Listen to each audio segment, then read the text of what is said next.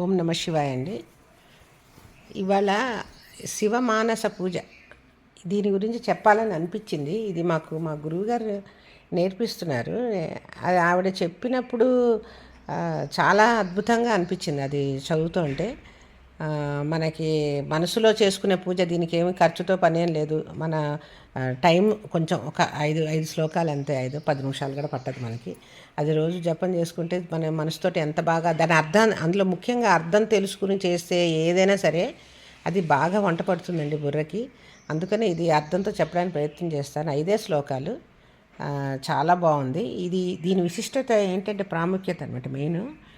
ఇది మనసులోనే భగవంతుడి మీద ఆ శివుణ్ణి పూజించే అద్భుతమైనది అనమాట. ఇది ఆదిశంకరాచార్యులు, మహానుభావుడైన ఆదిశంకరాచార్యులు రచించారు. ఇది ఆయన కోసం కాదు, మన కోసం రచించారు. మనం చేసుకోలేకపోతే, కుదరకపోతే మన మనసులో తలుచుకుని ఆయన్ని మానసికంగా పూజ చేసుకోవచ్చు అన్న విధానంతో ఆయన రచించిన శ్లోకాలండి ఇవి. దీనికి కావలసిన పుష్పాలు కానీ, దీపం, నైవేద్యాలు అన్నీ కూడా ఈ స్తోత్రంలోనే సమర్పించబడతాయి. అంటే ఇది భక్తి యొక్క శ్రేష్టమైన రూపం అన్నమాట. ఇది అంటే బాహ్య ఆచారాలు, అంటే మనం బయటకి చేసే ఆచారాలు, మడి కట్టుకోవడము, పూజలు, ఇదేంటి పువ్వులు వేయడము, పసుపు కుంకుమలు వేయడము, పళ్ళు నైవేద్యం పెట్టడం, ఇవన్నిటికంటే మనసులోనే నిజమైన భక్తి. అది కూడా మామూలుగా అది చేయడం కాదు, నిజమైన భక్తి మనస్ఫూర్తిగా అనుకుని. ఇప్పుడు ప్రయాణం వెళ్తాం, ఎక్కడికో వెళ్తాం ఊరు, అక్కడ మనకి పూజ చేసుకోవడానికి ఏమీ ఆస్కారం ఉండదు. అప్పుడు ఏం చేస్తాం, ఒక పక్కన కూర్చుని మనసులో ధ్యానం చేసుకుంటూ మనకు వచ్చిన ఏవో 4 శ్లోకాలు చదువుకుంటూ ఆ మూర్తిని మనసులో మనం పెట్టుకుని మైండ్లోకి తీసుకొచ్చుకుని ఆ స్వామివారిని కానీ అమ్మవారిని కానీ పూజ చేసుకుని శ్లోకాలు స్తోత్రమో చేస్తాం. అంటే అక్కడ మనకి భక్తి చాలా ముఖ్యంగా అనిపించింది బాహ్య ఆచారానికంటే. అట్లాగే ఇది కూడా అంతే. దీనికి అసలు ఏమీ దేవాలయం కానీ సామాగ్రి కానీ ఏమీ అవసరం లేదు, ఎక్కడైనా ఎప్పుడైనా చేసుకోవచ్చు. ఈ పూజ వల్ల మనకు ఎలాంటిదంటే ఒక మనసుకు శాంతి లభిస్తుంది, ఆత్మ కూడా శుద్ధి అవుతుందండి. దేవుడు మనలోనే ఉన్నాడు అనే ఒక అద్వైత భావం ఆయన తీసుకొచ్చారు శంకరాచార్యుల వారు. ఆ అద్వైత భావం కూడా ఇందులో స్పష్టంగా మనకు కనిపిస్తుంది అనమాట. మనలోనే ఉన్నాడు ఆత్మ, పరమాత్మ మనలోనే ఉంది కాబట్టి మన మానసికంగా పూజ కూడా అంతా చాలా శ్రేష్టమైనది, ఉపయోగపడేది. ఈ భక్తితో ఈ పూజ మనం చేస్తే మన తప్పులు క్షమించబడతాయని కూడా ఒక విశ్వాసం ఉంది. అందుకని ఈ శివమానస పూజ మనసులోనే దేవుణ్ణి ఆరాధించడం కానీ, పూజ చేయడం కానీ ద్వారా నిజమైన భక్తి, శాంతి, ఆత్మజ్ఞానం ఇవన్నీ కూడా మార్గాలు చూపించే గొప్ప స్తోత్రాలండి. అందుకనే ఈ ఈ శివమానస పూజ చెప్దామని నా మనసుకి అనిపించి చెప్తున్నాను అనమాట మీకు. ఇది మొదటి శ్లోకం అండి. రత్నై కల్పితమాసనం హిమజలై స్నానం చ దివ్యాంబరం నానారత్న విభూషితం మృగమదా మోదాంకితం చందనం జాతి చంపక బిల్వపత్రరచితం పుష్పం చ ధూపం తథా దీపం దేవదయానిధే పశుపతే హృత్స్థం సమర్పయామి. అంటే ఓ శివ, ఓ మహాదేవ, శంభో శంకర అని అర్థము. మహాదేవ, రత్నై కల్పితం ఆసనం అంటే రత్నాలతోటి, మణిమయ వజ్రాలతోటి తయారు చేసిన ఆసనం అంటే సింహాసనం మీద, హిమజలై స్నానంచ దివ్యాంబరం అంటే హిమాలయాలు అంటే చల్లటి నీళ్లతోటి, జలంతో స్నానం మరియు దివ్యమైన వస్త్రాలు, దివ్యాంబరాలు అంటే దివ్యమైన వస్త్రాలు, నానారత్న విభూషితం అంటే అనేక రత్నాలతో అలంకరించబడిన, మృగమద అమోదాంకితం చందనం, మృగం అంటే కస్తూరి మృగం, సువాసన వెలదలుతూ ఉంటుంది అది, ఆ కస్తూరి మృగంది సువాసన కలిగిన చందనం అంటే గంధము, జాతి చంపక బిల్వపత్ర రచితం పుష్పం, జాతి అంటే జాజిపూలు, చంపకం అంటే సంపంగి పూలు, బిల్వపత్రం అంటే బిల్వదళాలు, రచితం అంటే తయారు చేసిన పుష్పంతో, ధూపం తథా దీపం దేవ దయానిదే పశుపతే హృత్స్థం సమర్పయామి అంటే ధూపం అంటే పొగ, అగరత్తుల పొగ, తథా అలాగే దీపం, ఓ దేవ కరుణా సముద్రుడా అయిన శివుడా, హృదయంలో ఉన్న మేము ఈ హృదయంతో నీకు సమర్పిస్తున్నాము, ఇవన్నీ కూడా మేము నీకు సమర్పిస్తున్నాము అని అర్థం. అంటే ఓ పశుపతి, నేను నిజంగా బయట పూజ చేయలేకపోయినా, అంటే బాహ్యంగా పూజ చేయలేకపోయినా, నా మనస్సులో అత్యంత విలువైన రత్నాలతో తయారు చేసిన సింహాసనాన్ని సృష్టించి చల్లని పవిత్ర జలంతో నీకు స్నానం చేయిస్తున్నాను స్వామి. దివ్యమైన వస్త్రాలు తోటి రత్నాలు, రకరకాల నవరత్నాలతో తయారు చేసిన ఆభరణాలు నీకు ధరింపజేసి సువాసన భూయితమైన గంధము, ఈ జాతి సన్నజాజి, చంపక అంటే అదేంటి పుష్పాలు, బిల్వ పత్రాలు, బిల్వ దళాలతోటి ధూపం, దీపం ఇవన్నీ కూడా నా హృదయంలో ఊహించి నీకు సమర్పిస్తున్నాను. అంటే భక్తి ప్రధానమని, మనసులో చేసిన పూజ కూడా దేవుడికి సమానంగా ప్రీతికరమని దీని అర్థం. సౌవర్ణేన వరత్నఖండరచితే పాత్రే ఘృతం పాయసం భక్ష్యం పంచవిధం పయోదధియుతం రంభాఫలం పానకం శాకానామయుతం జలం రుచికరం కర్పూరఖండోజ్వలం తాంబూలం మనసా మయా విరచితం భక్త్యా ప్రభో స్వీకురు. అంటే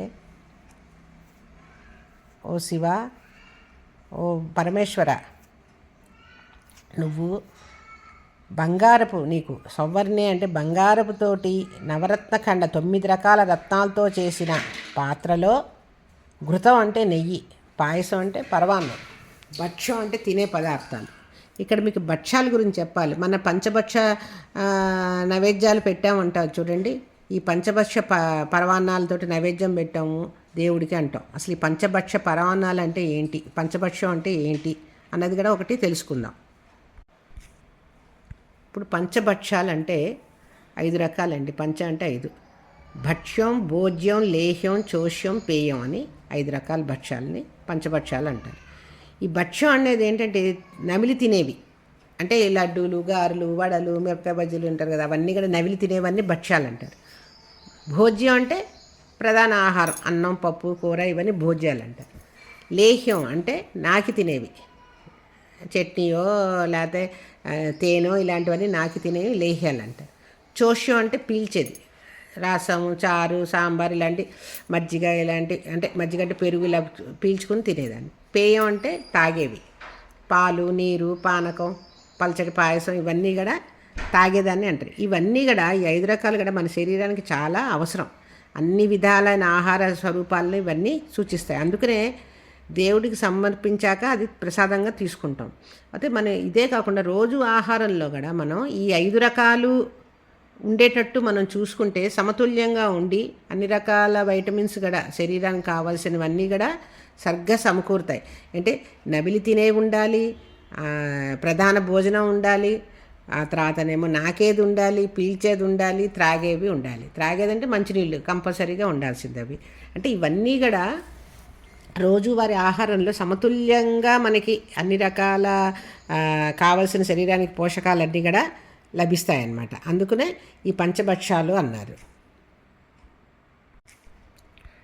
అందుకనే మనం చెప్తున్నాం అనమాట, మనసులో బంగారంతో 9 రకాల రత్నాలతోటి, నవరత్నాలతో తయారు చేసిన పాత్రలో నెయ్యి, పాయసం, ఈ భక్ష్యం అంటే తినే పదార్థాలు 5 రకాలు, పంచవిధం అంటే 5 రకాల ఇవి, పయం అంటే అంటే పాలు, పెరుగు, దది అంటే పెరుగు, అంటే యుతం అంటే కలిపిన, ఇవన్నీ కలిపిన, రంభాఫలం అంటే అరటిపండు అండి, కదలీఫలం అని కూడా అంటాం, రంభాఫలం కూడా అంటాము, అరటిపండు, పానకం, ఈ శాకానం అంటే కూరలు, అంటే అలా అనేక రకాలుగా నీరు, అంత రుచికరమైనది, ఇవన్నీ కూడా నీకు మేము నైవేద్యం పెడుతున్నాము. కర్పూరఖండ అంటే కర్పూరంతో ప్రకాశించే తాంబూలం, తాంబూలంలో తినే కర్పూరం వేసుకుంటే ఎంత సువాసనగా ఉంటుంది. ఇవన్నీ మరి భోజనం అంతా పెట్టాక మరి ఆయనకి తాంబూలం ఇవ్వాలి కదా, మనం మామూలుగా తాంబూలం సమర్పయామే అంటాం. అట్లాగా తాంబూలంతో ఇవన్నీ కర్పూరం వేసి అవన్నీ వేసి నీకు మనసులో నా ద్వారా సృష్టించబడిన భక్తితో ప్రభు ఇవన్నీ నీకు సమర్పిస్తున్నాను, స్వీకరించు అని అర్థం. అంటే ఓ ప్రభు బంగారు పాత్రలో పాయసం, నెయ్యి, పాలు, పెరుగు, 5 రకాల భక్ష్యాలు, అరటిపండు, పానకం వంటి రకరకాల రుచికరమైన నైవేద్యాలన్నీ కూడా నా మనసులో సిద్ధం చేసుకుని నీకు సమర్పిస్తున్నాను. అలాగే వివిధ రకాల కూరలు, సువాసనతో కూడిన జలము, కర్పూరంతో శుభ్రమైన పానీయము, తాంబూలం, ఇవన్నీ కూడా నీకు భక్తితో నేను సమర్పిస్తున్నాను. అన్నీ స్వీకరించు స్వామి అని అర్థం. అంటే భక్తుడు మన మనసులో సృష్టించిన నైవేద్యం కూడా ఆ పరమేశ్వరుడు సంతోషంగా స్వీకరిస్తాడు. ఛత్రం చామరయోర్యుగం వ్యజనకం చాదర్శకం నిర్మలం వీణాభేరి మృదంగకాహళకలా గీతం చ నృత్యం తథా సాష్టాంగం ప్రణతిస్తుతిర్బహువిధా హేతత్సమస్తం మయా సంకల్పేన సమర్పితం తవ విభో పూజాం గృహాణ ప్రభో.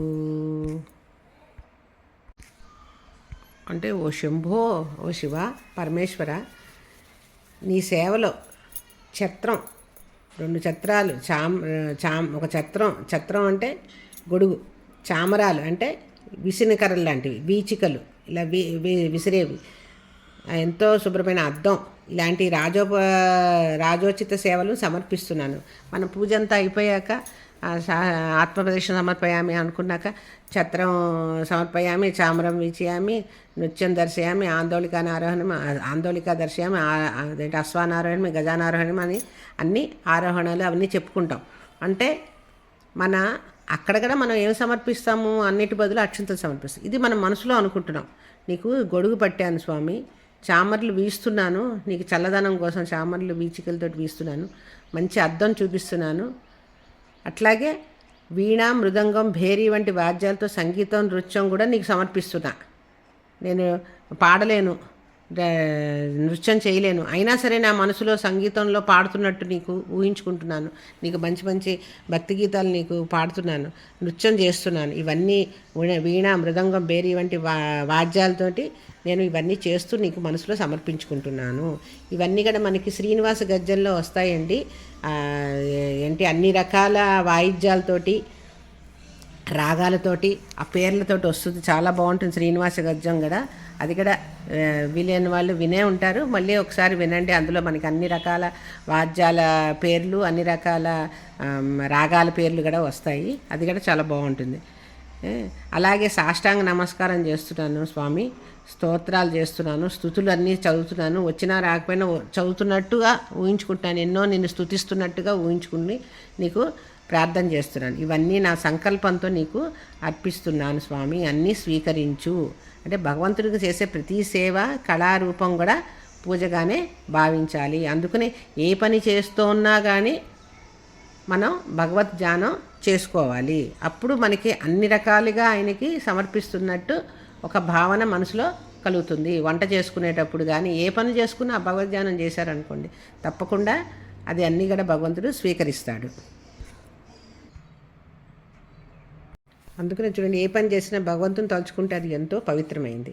అంతే స్నానం చేసేటప్పుడు భగవంతుని తలుచుకుంటే అది గంగా స్నానంతో సమానం.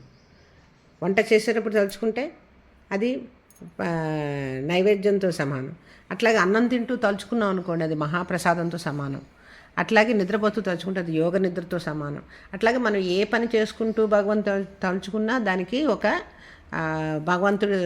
భగవంతుడికి అర్పించినట్టు అయ్యి అది ఒక మహాప్రసాదంలాగా మనకి పనిచేస్తుంది. అందుకనే ఎంతో పవిత్రంగా ఫలప్రదంగా అవుతుంది. దీనికి శాస్త్రాల్లో కూడా గొప్ప ప్రాముఖ్యత కూడా ఉంది. అందుకని భగవద్గీతలో చూడండి, యోగ కర్మసు కౌశలం మా అనుస్మర యుధ్యచ అన్నారు. అంటే పని చేస్తూనే భగవంతుని స్మరించు, అప్పుడు ఆ పని యోగంలా మారుతుంది.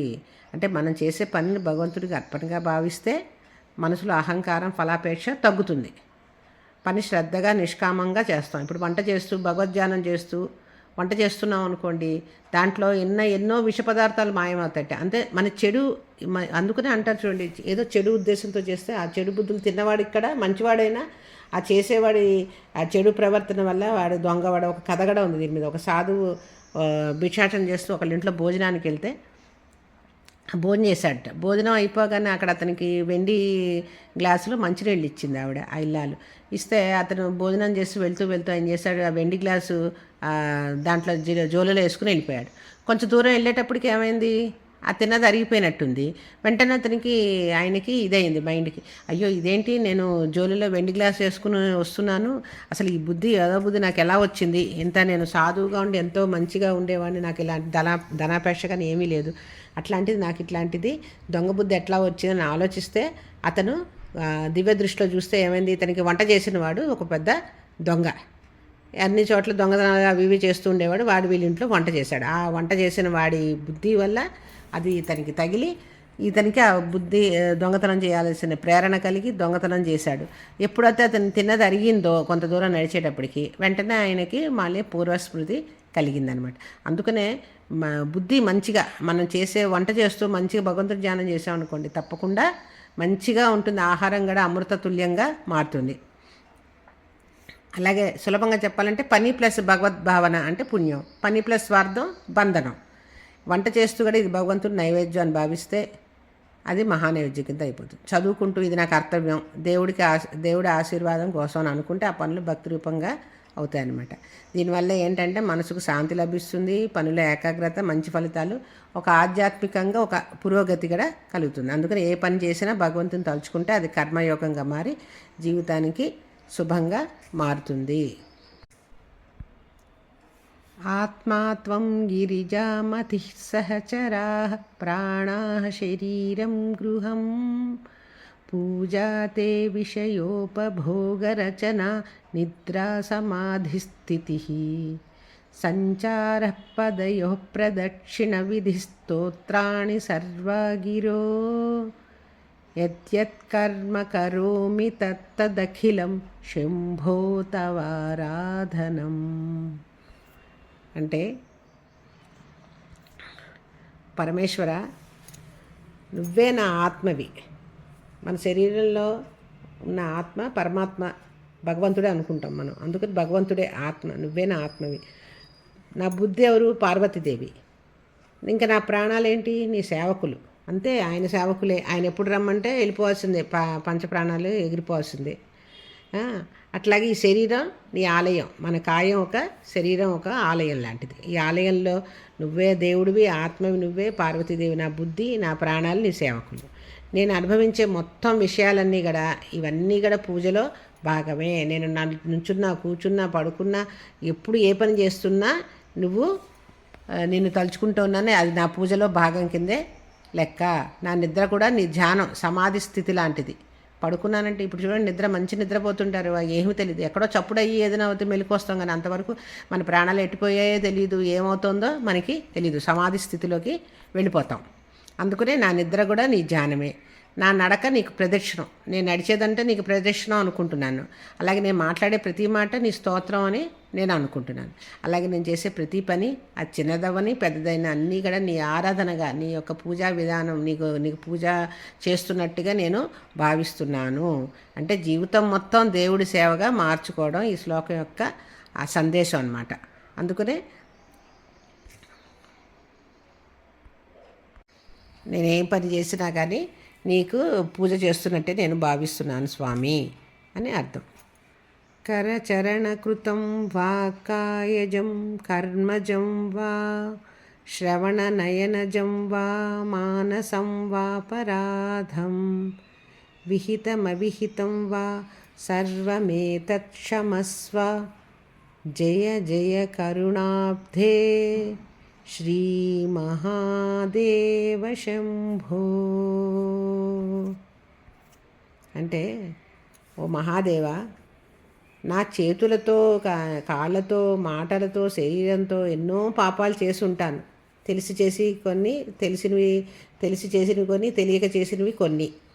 అలాంటివి నా చేతులతో ఎవరైనా కొట్టి అకారణంగా కొట్టి ఉండొచ్చు, నా కాళ్ళతో తన్ని ఉండొచ్చు, మాటలతోటి హింసించుండొచ్చు. ఈ కొట్టినా తిట్టిన దానికంటే కూడా భయంకరమైంది మాటలతోటి మానసిక హింస. శరీరంతో ఇంకా ఎన్నో పాపాలు చేసి ఉంటాను. అలాగే చెవులతో విన్నవి, కళ్ళతో చూసినవి, మంచి చూశాను, చెడు చూస్తాను, తెలియకుండా ఎవరో చెప్పిన చెడు మాటలు కూడా విని ఉండొచ్చు. మనసులో ఆలోచించిన తప్పులు ఎన్నో తప్పులుగా వాడు బాగుపడకూడదు, వీడు బాగుపడదు, లేదా వాడికి అలా అవ్వాలి, వీడికి అవ్వాలని ఏదో చెడు ఆలోచన చేశానేమో మనసులో. తెలిసి చేసినవి కొన్ని ఉంటాయి, తెలియక చేసినవి కొన్ని ఉంటాయి. ఇవన్నీ కూడా నన్ను క్షమించు స్వామి. నీవు కరుణా సముద్రమునిది. నువ్వు మామూలుగా కాదు, నీది ఎంతో పెద్ద మహాసముద్రం లాంటి కరుణ నీకు. నువ్వు ఎంతో కరుణామయుడు. నువ్వు వెంటనే మమ్మల్ని నా తప్పులన్నిటి కూడా క్షమించు స్వామి. ఓ శంభు, నిన్ను జయ జయ అని నేను స్తుతిస్తున్నాను. అంటే చివరిగా భక్తుడు ఏం చేశాడంటే ఇవన్నీ కూడా తప్పులన్నీ కూడా ఒప్పుకుని క్షమాపణ కోరడం భక్తి యొక్క మనకి పరాకాష్ఠ ఇది. అంటే క్షమాపణ కోరడం అంటే ఇప్పుడు తప్పులు చేశాము, ఇప్పటివరకు చేసిన తప్పులు క్షమించు స్వామి అని కోరాము, బాగానే ఉంది.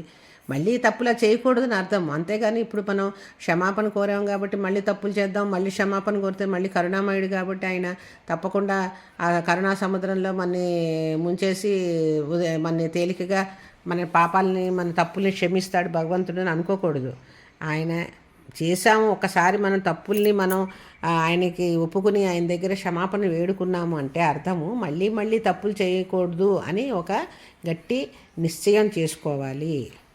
అందుకనే ఈ స్తోత్రాలు మొత్తం కూడా చెప్తున్న ప్రధాన తాత్పర్యం అర్థం ఏంటంటే భక్తి ఉంటే మనసే దేవాలయం, మన ఆలోచనలే అన్ని పూజా సామాగ్రులు, మన జీవితం మొత్తం ఆ శివారాధనగా మారాలి అని అర్థం. అందుకనే మనం శివమానస పూజ అంటే మనసుతో చేసేది. అందుకనే మనం ఏం చేసినా భగవంతుడికి చివర క్షమాపణలు వేడుకున్నాం కాబట్టి మళ్ళీ మళ్ళీ ఎలాంటి తప్పులు చేయకుండా. ఇప్పుడు చిన్న చిన్న ఉంటాయి, కాళ్ళతోటి చిన్న చిన్న ఇవి ఉంటాయి, పురుగులు ఉంటాయి, అవి తెలియకుండా మన కాళ్ళ కింద పడి చచ్చిపోతాయి. అది మనం ఏం చేయలేము. అలానే పురుగు కనిపిస్తున్నప్పుడల్లా ఎగురుకుంటూ వెళ్ళలేం కదా. అందుకని అవన్నీ ఇంకా మనం తెలిసినా తెలియకపోయినా చేసే తప్పులకి ఇంకా దానికి మనకి ఏం ప్రాయశ్చిత్తం ఉంటుందో మనకి తెలియదు. కానీ తెలిసి కావాలని మాత్రం ఏ తప్పులు చేయకండి. ఇదే మనం నేర్చుకోవాల్సిన పాఠము. ఓం శాంతి శాంతి శాంతి.